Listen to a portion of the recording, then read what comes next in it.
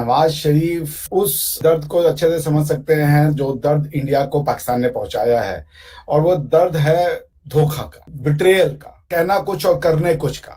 पाकिस्तान का निर्माण जब से हुआ है, उन्होंने समहाउ डुप्लिसिटी को, लाइज को, प्रोपोगेंडा को एक अपना चरित्र बना दिया। वाजपेयी साहब लाहौर तशरीफ लाए, याद है या नहीं याद है? याददाश्त कमजोर है ना आपकी? तो तशरीफ लाए और हमसे आके यहाँ पे मुआहदा किया। ये अलग बात है कि हमने मुआहदे की खिलाफ वर्जी की, उसमें हमारा कसूर है। मोदी साहब आके देखेंगे पहले आपने वाजपेयी के साथ किया क्या था, उसमें कब आपकी कितनी पावर थी और आज आपकी कितनी पावर है। जो ओरिजिनल स्टेक होल्डर है वो आपके साथ आज है या नहीं है, वो क्यों नहीं कम्युनिकेट करते दूसरी पार्टी के साथ। हाँ, रिजर्वेशन है उनको, क्या आप टेररिज्म को सपोर्ट करते हैं? आपने क्लैरिफिकेशन उसके बारे में दी है? मियां नवाज शरीफ साहब को बात करनी चाहिए थी इसी तकरीर के अंदर कि हम उनको क्लैरिफाई करेंगे, उनको तसल्ली देंगे। वो द स्टेट इज नॉट। आप पाकिस्तान के बारे में सच नहीं बता सकते।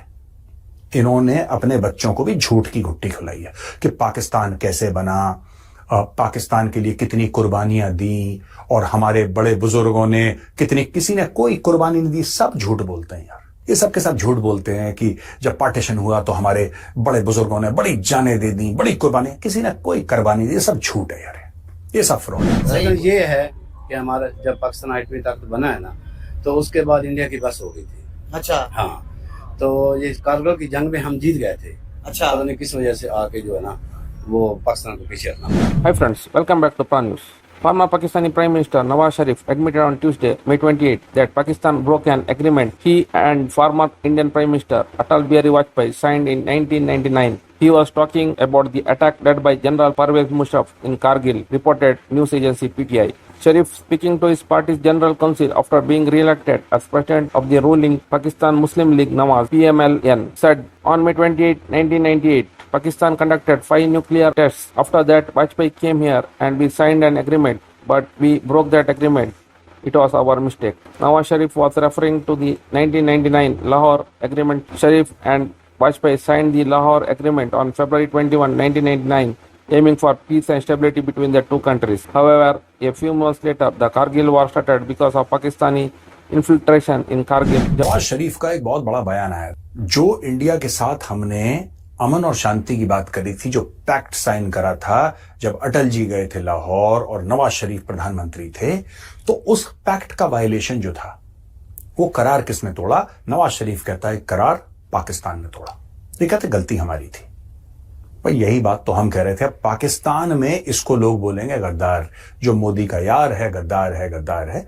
ये पाकिस्तान में ड्रामा शुरू हो जाएगा। का मसला है कि वो सच तब बोलते हैं जब वो अपोजिशन में होते हैं, या वो सच तब बोलते हैं जब वो जेलों में होते हैं। जब वो हुकूमत में आते हैं वो सच नहीं बोलते। हुकूमत में आके फिर उनको हर चीज को छुपाना पड़ता है। जाहिर बात है, इसका मतलब यही है कि लार्जली इस मुल्क के अंदर जो पावर है वो इलेक्टेड रिप्रेजेंटेटिव्स के पास नहीं है। यही वजह है कि मसले मसाइल रहते हैं। अब नवाज शरीफ साहब जो कहते हैं कि मेरी जिंदगी की बहुत बड़ी कामयाबी ये थी और मैंने ये कामयाबी हासिल की कि इंडिया के साबिक वजीर आजम अटल बिहारी वाजपेयी जो है वो लाहौर आए और लाहौर आके उन्होंने मुझसे मुलाकात भी की, एग्रीमेंट भी हुए। लाहौर डिक्लेरेशन 21 फरवरी 1999 को साइन हुआ। उस एग्रीमेंट में ये था कि अमन, जो विजन फॉर पीस है, वो कैसे लेके आना, स्टेबिलिटी कैसे लेके आनी है दोनों मुल्कों के दरमियान। और ये एक बहुत बड़ी चीज थी। जो सिग्निफिकेंस है अटल बिहारी वाजपेयी के लाहौर आने की, वो बड़ी इंपॉर्टेंट है। देखिए, पाकिस्तान का एक बहुत बड़ा हिस्सा आज भी ये समझता है कि भारत पाकिस्तान की एग्जिस्टेंस को नहीं मानता, भारत पाकिस्तान को नहीं मानता। वो कहते हैं कि नहीं, ये एक रियासत थी, एक स्टेट है जो कि क्राफ्ट की गई है out of the bigger India, ठीक है। सो वो हमें उस तरह नहीं मानते जिस तरह उनको मानना चाहिए। सो वो हमें अपनी तसल्लुत में रखना चाहते हैं। हमें they want to treat us like Maldives, like Sri Lanka, like Nepal and Bhutan, और वो चीज चाहते हैं। पाकिस्तान की अशराफिया या जो एलीट है, military elite, bureaucratic elite, political elite, वो चाहती है कि नहीं, हमें एक पैरिटी में डील किया जाए, हमें इस तरह डील ना किया जाए। अगर आप हमें बराबर डील करेंगे तो तब हम आपसे बात करेंगे, अगर बराबर डील नहीं करेंगे तो हम आपसे बात नहीं करेंगे। ये एक पाकिस्तान का मौक़िफ़ है शुरू से। बहरहाल ये जो कोशिश थी उस वक्त नवाज शरीफ की, अगर ये कोशिश कारआमद हो जाती और उस वक्त जनरल मुशर्रफ जो थे, जिन्होंने फिर बाद में कारगिल का ड्रामा किया सारा, वो ना करते तो आज पाकिस्तान और भारत किसी और तरफ चल पड़े होते। और आपको पता है बीजेपी जो है वो पावर में थी। बीजेपी जो है वो कोई भी फैसला कर सकती है पाकिस्तान के बारे में। कहा जाता है कि कांग्रेस कोई फैसला नहीं कर सकती, बिकॉज कांग्रेस जो है वो उसके पास उतना कॉन्फिडेंस नहीं है। कांग्रेस इलेक्शन तो जीत सकती है लेकिन कश्मीर और पाकिस्तान जैसे बड़े फैसले नहीं कर सकती। बीजेपी इलेक्शन जीते या ना जीते वो फैसले सारे कर सकती है। और अगर वो जीते हैं अभी, जैसे नरेंद्र मोदी साहब 2 दफा कंसेक्टिव जीते हैं और तीसरी दफा के भी चांसेस हैं, तो वो फैसले कर सकते हैं। जैसे उन्होंने कश्मीर पे एक फैसला किया जो कि यूनिलैटरल फैसला है, ठीक है। लेकिन at the end of the day ये जो अगर विजन फॉर पीस एस्टैब्लिश हो जाता, दोनों मुल्कों में सुकून हो जाता, मामला ठीक हो जाते, तो सारी चीजें ठीक हो जानी थी।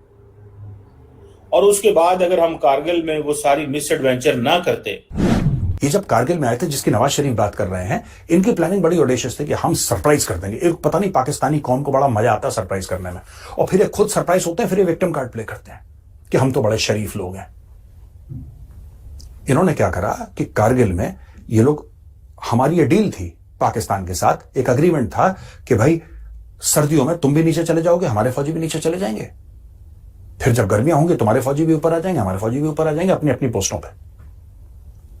ये शिमला अग्रीमेंट के बाद ये डील चलती चली आ रही थी।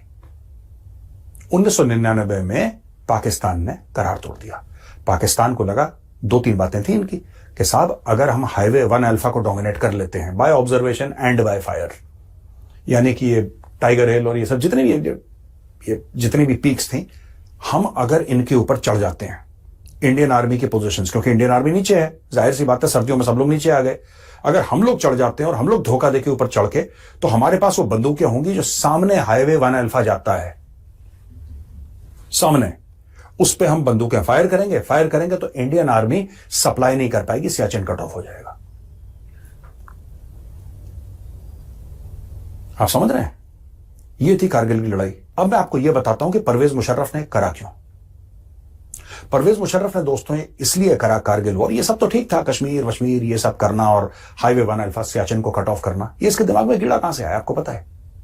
क्योंकि 1984 में जब भारत ने तिरंगा लहराया, वो भी 4 कुमाऊं थी, मैं आपको फिर से बता दूं, मेरी रेजिमेंट ने जब तिरंगा लहराया सियाचिन पर, और सियाचिन को भारत की भूमि, जो पहले से भारत की भूमि थी लेकिन हमने फॉर्मली क्लेम कर लिया उसको 1984 में, तो पाकिस्तानियों ने बड़ा अटैक करा, ये करा वो करा, हमला ये सब दुनिया भर का इंडियन आर्मी ने ठोक दिया। आज की तारीख में आपको पता है सियाचिन ग्लेशियर पे 1 इंच भी पाकिस्तान के पास नहीं है, 1 इंच। लेकिन उस समय पाकिस्तानी फौज का, उस इलाके का ब्रिगेड कमांडर कौन था? सोचिए, उस जमाने में मिड 80s में जिसने अटैक करवाया था पाकिस्तान की ओर से पाकिस्तानी फौज, he was a young brigadier called brigadier Pervez Musharraf, जो बाद में जाके आर्मी चीफ बना और उसने ये सब बकवास करी। कारगिल में मिस एडवेंचर ना करते तो बात तो फिर ना खत्म ही थी ना, मतलब इतने अच्छे ताल्लुकात रहने थे। आज कल हम बात कर रहे थे जी मुकेश अंबानी अफ्रीका में जाके पैसे लगाना है, तो आज पाकिस्तान मुकेश अंबानी यहां पे पैसे लगा रहा था। हम ये हिंदू मुस्लिम करना छोड़ देते। हमने ये जो हर एंगल को, हर एक को मजहब के लेंस से देखना शुरू किया है ना, इसने बेसिकली हमें पटरी से उतार दिया।